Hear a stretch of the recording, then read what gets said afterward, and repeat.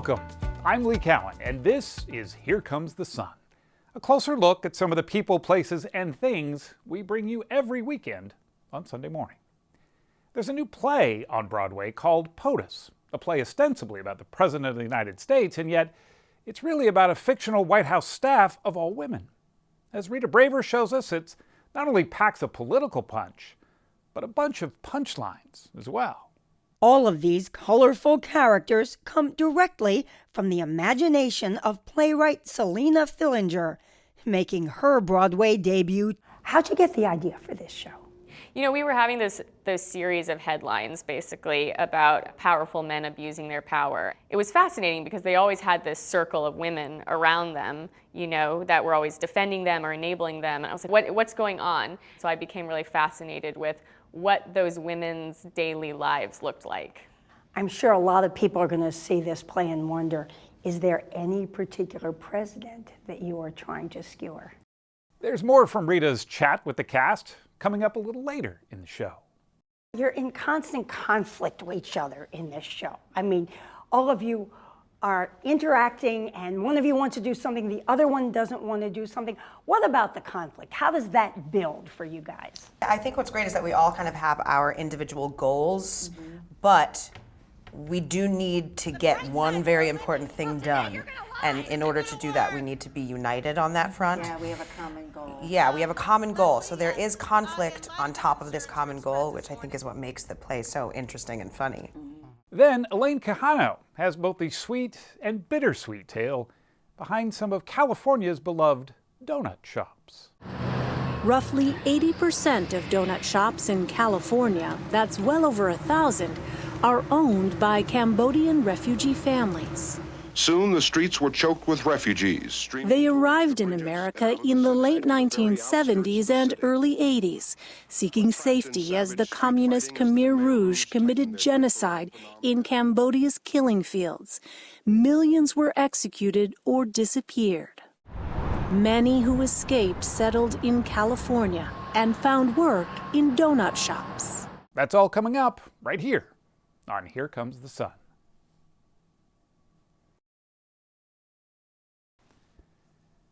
It's rare to get the entire cast of a Broadway show to sit down for an interview. It's rarer still to have the entire cast be all women.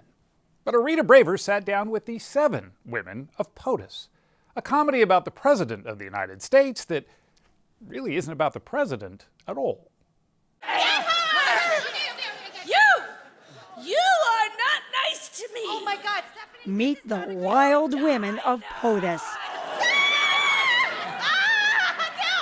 All 7 scrambling to serve one incompetent, lecherous chief of state. I have bullied 500 feminists into attending tonight's dinner. I have written 37 drafts of Potus's speech to try to keep our female base from shrinking literally smaller than a nutsack in the snow. Tony Award winner Julie White plays the White House chief of staff. Headliner Vanessa Williams is the president's wife. Your loyalty to my husband is admirable, and I hope you continue to feel fulfilled by your choice of trading youth and beauty for a life of service to him. Thank you. In fact, the president, who we never actually meet, takes advantage of everyone. But Williams says her character has made a calculated decision to stay as First Lady. Because she knows what her husband is. Absolutely. It can be reflective of what a lot of women who have been in that space have had to deal with. You know, a choice of staying in the marriage when you know that everybody knows the reality of what's happening to the marriage. And that includes his dalliance with Dusty, played by Emmy Award winner Julianne Hough. I'm here about the position. What position? The position. Why are you winking? They told me to be discreet. But she soon realizes she got hoodwinked along with everyone else. It was like there was some belief in him. There was like this charm. It's like when you first date somebody and they're on their best behavior, and then they just potential. boom, boom, boom, boom. Like, oh, Yeah. wait, he's Yeah. a monster. Yes. Your bathroom is disgusting. They take off their shoes and the toenails are just horrible. Comedian Susie Nakamura is the White House press secretary. God, that thing is loud. You can't pump in my office. Well, where else am I going to do it in this hellish place? Not my problem. Put him away. Chris, our White House reporter, is played by Broadway veteran Lily Cooper, who also happens to be a nursing mom, both on stage and in real life. I mean, you're strapping it on. Right? Quite literally. Quite literally right? strapping it on. And I think it adds to the chaos of being a working mom is finding time to pump while you're at work. It's crazy. What does this show say about That motherhood? being a working mom is hard. It's really hard. And I think it's kind of taken for granted that we just do it. Leah Delaria of Orange is the New Black fame plays a different type of working woman. She's the president's jailbird drug-dealing sister. Girl, you gotta get some hotter interns. Your whole staff looks like sweaty Beanie Babies. You and the press secretary are old flames, correct? Yeah. Yeah, Susie Nakamura and I play girlfriends in this. So yeah, that's a lot of fun. I get to kiss both these girls. I get kissed 16 times a week, right here. And Saturday Night Live alum Rachel Dratch is the president's mousy secretary who's trying to change her image. Are you having a stroke? I am power stancing. I am decreasing my cortisol and increasing my testosterone, thus increasing my confidence. She's kind of the wise fool in all of this, Ooh, right? I like that. That makes me feel like I'm doing something really lofty. Why'd you want to play this role? Well, just, I don't know, just like seemed super fun. I mean, first of all, it's Broadway, my Broadway debut, and I've always had the All of these colorful characters come directly from the imagination of playwright Selena Fillinger, making her Broadway debut too. So here you are, 28 years old, on Broadway. Isn't it beautiful? Yes. She grew up in Oregon and studied playwriting at Northwestern. How'd you get the idea for this show? You know, we were having those series of headlines basically about powerful men abusing their power. It was fascinating because they always had this circle of women around them, you know, that were always defending them or enabling them. And I was like, what's going on? So I became really fascinated with what those women's daily lives looked like. I'm sure a lot of people are going to see this play and wonder, is there any particular president that you are trying to skewer? I mean, it's an amalgamation of so many of them, but I do think it's a story that you could put in so many institutions, so many companies, so many schools, so many homes. And then you wake up and you do it all over again. And bringing Fillinger's play to life is a director who broke through Broadway's glass ceiling, 5-time Tony Award winner Susan Stroman.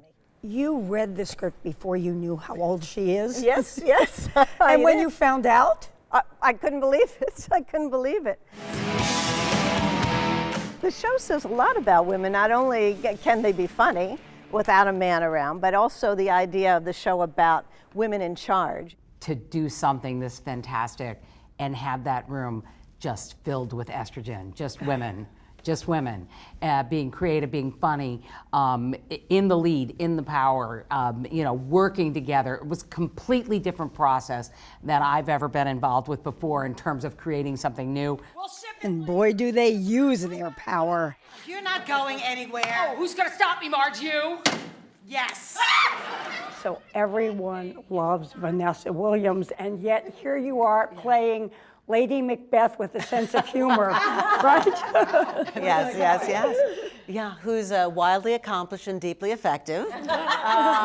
She's a tough cookie, but we're all tough cookies. Some people do call them cookies. And as for that other thing they say about women, if you Google women aren't funny, it's kind of a thing, right? Why would you do that? Wait, what? You would hear, like, women aren't funny. I don't even know where you'd hear it. And I was just like, what? Screw that. Yeah. I grew up on, like Lily Tomlin and Gilda Radner and Carol Burnett, so it never crossed my mind. We're not going to give away the plot, but as the play ends, the women triumphantly take the stage. And the cast members say their main goal is to bring some fun into these troubled times. And you're probably kind of sweaty because you've laughed so hard. And I had a woman come up to me and say, I started laughing and I laughed so hard I wet my pants a little. That's high praise. And cue Depends commercial.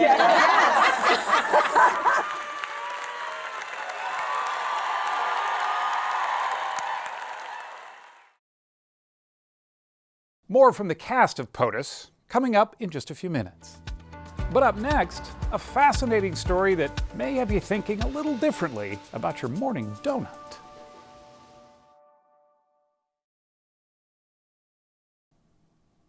You might think of the donut as nothing more than a cup of coffee's best friend. But in California, the donut is much more than a simple breakfast treat, as our Elaine Quijano is about to tell us. Hi, how are you? What can I get for you?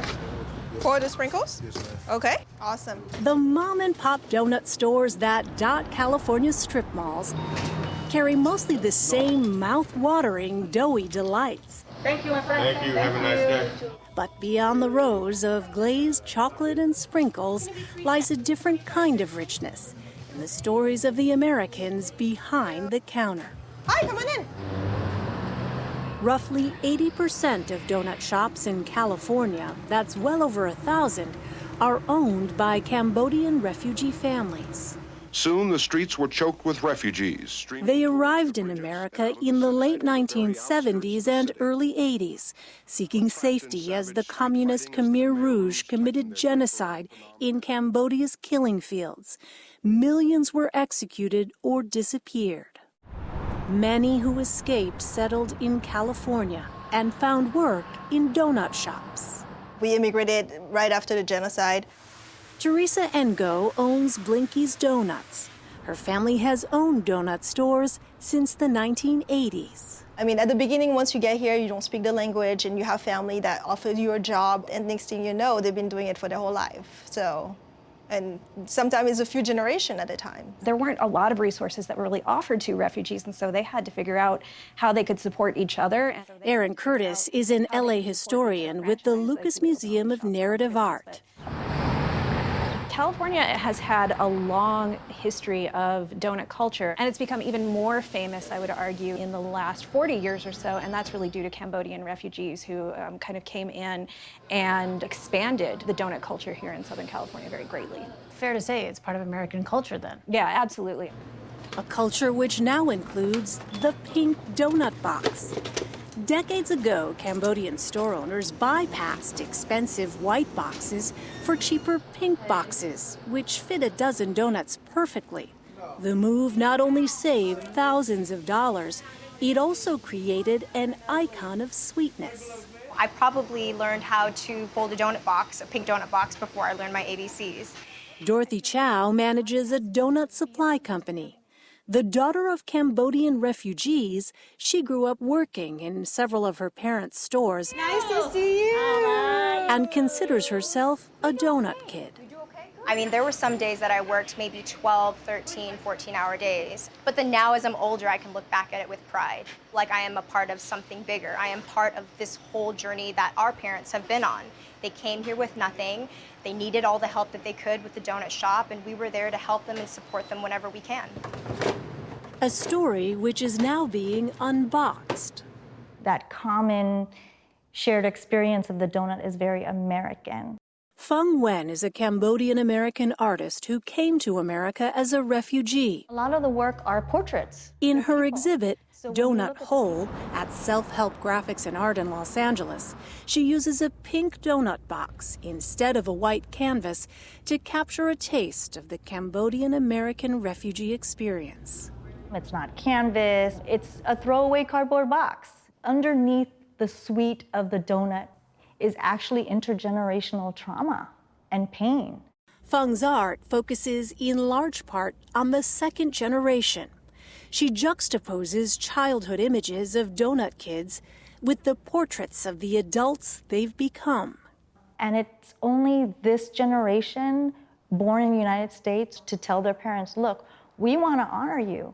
You never had the time to even think about what you've been through.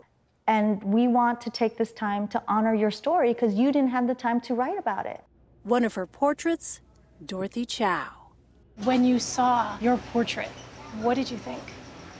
I had a sense of pride.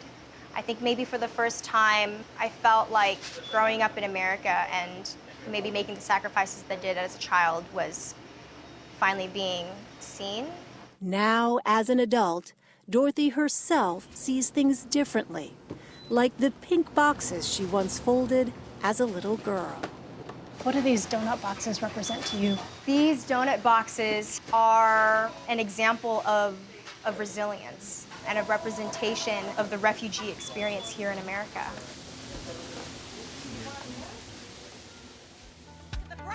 After the break, more from our extended interview with the 7-woman show that is Potus. We'll be right back.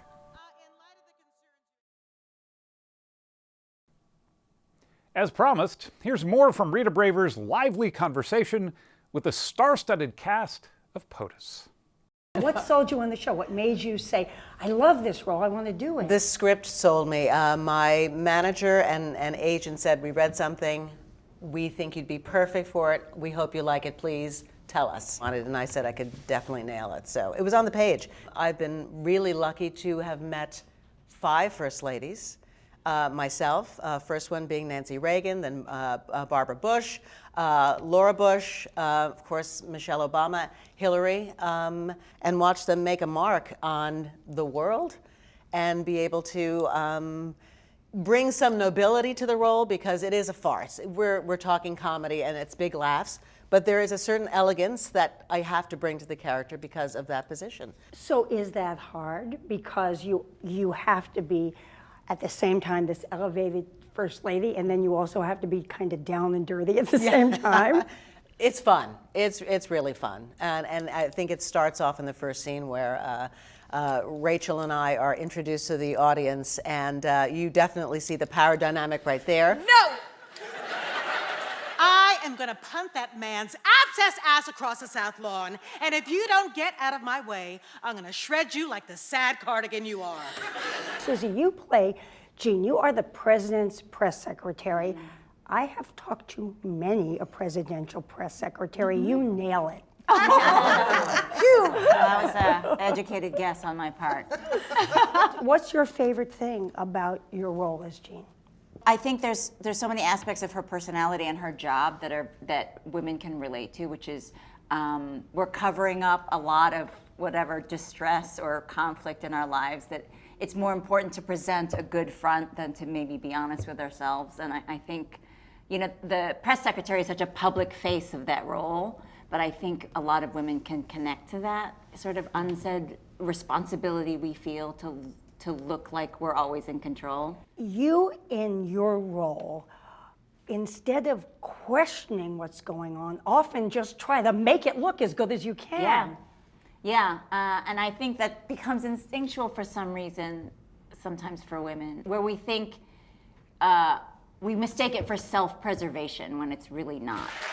I am talking about the optics, you shriveled twat! Listen, turns out nuclear war polls really badly with women, so if you want FML to actually land that voting bloc, POTUS has to appear for one day. You know what? Like a level-headed, He is great in these meetings. peacemaking- He thrives in these meetings. He is just great in these meetings. She's also a mother, which I like, you know, so that's not her life. And I think she's the last to come around, isn't she? When we sort of discover that we're doing all of this for someone else and it's a man. She's sort of the last person to realize that she's a person herself. In so many shows, there's like a big lead up to the reveal that a character's a lesbian. And in this show, it's just out there. You know, that's just part of life, and it's kind of a different approach. What's it like for your characters to kind of interact and have that thing on stage where that's just who we are? I think it's more, the reaction I've gotten from audience members are really enlightening. Have you had any of that? They love that it's it's who we are, but it's not part of the plot. Right. It's not a joke. It's not a novelty. It's just. It just is. It just is. I find that very refreshing, you know, coming from the world that I come from. You know, just very refreshing. Not only that, not only are they lesbians, but my character is like, she wears a t-shirt that says dyke. You know what I mean? You don't see that character. And you certainly don't see it on Broadway. You know what I mean? And not a big deal. That's just who that character is. Just who she is. And that's who a lot of us are. And I think that that's what's amazing about Selena, the playwright, and to be honest, kind of putting Dusty in it as well, because Selena was what, probably 24 when she wrote this script? Yeah. And that's about the age that Dusty is. And this is the new generation. This is the consciousness of what we are living in today, which is we are all here to be inclusive of all. And that's what this show is. You're in constant conflict with each other in this show. I mean, all of you are interacting and one of you wants to do something, the other one doesn't want to do something. What about the conflict? How does that build for you guys? I think what's great is that we all kind of have our individual goals, but we do need to get one very important thing done. And in order to do that, we need to be united on that front. Yeah, we have a common goal. Yeah, we have a common goal. So there is conflict on top of this common goal, which I think is what makes the play so interesting and funny. And I think as women, you know, like, we are really good collaborators. And so if we're gonna go in the other direction, it's like, I'm gonna do it on my own and I'm gonna leave y'all to dust and I'm gonna just do my thing and have my own agenda. But when you come together and you unify that way, which is what this beautiful group of women do, you know, good things can happen. I'm just gonna say back to, like, just to bring up Selena again, I love how Selena wrote your character, because when you first see Dusty come out, it's just easy to dismiss her as like, the hot promiscuous, yeah, exactly. Yeah. And then there's so much more to her than that. I thought that was like she has a big heart. She has a big heart, but she's smart, and she believes in things that are being shifted in the world today. And she's a feminist. And she's a feminist, and she's super capable. Super capable. Finally, by the end, Harriet says to her, "You are an extraordinary woman." And I think that, you know, she's never really felt that from another woman. She's only been you know, valued for the other things, that whether it's the good looks or the charm or the bubbliness, and this is the first time she feels valued to being a person of her own. Hey there, friends. What do you say? You say you're having a real bad day. Let's sit down and chat a while. We'll find a way to make you smile. Do you think people will walk out of that theater and say, hey, I know how to fix the world. Let women be in charge. Like, you know, the heartbeat of New York City is Broadway, right? And like, when Broadway's well, New York City is well. When you think of the world, like, our play kind of is the heartbeat of what's happening in the world right now. And so instead of having a conversation that feels daunting and heavy, it's like, come and watch our show and you will laugh so hard. You'll be hopeful. Yes. You'll feel like you're like tuned in and plugged into what's happening in the world. And at the same time, like, just laugh. Like, we need laughter and humor right now so much. I'm Lee Cowan. Thanks for joining us. We'll see you right here next time on Here Comes the Sun.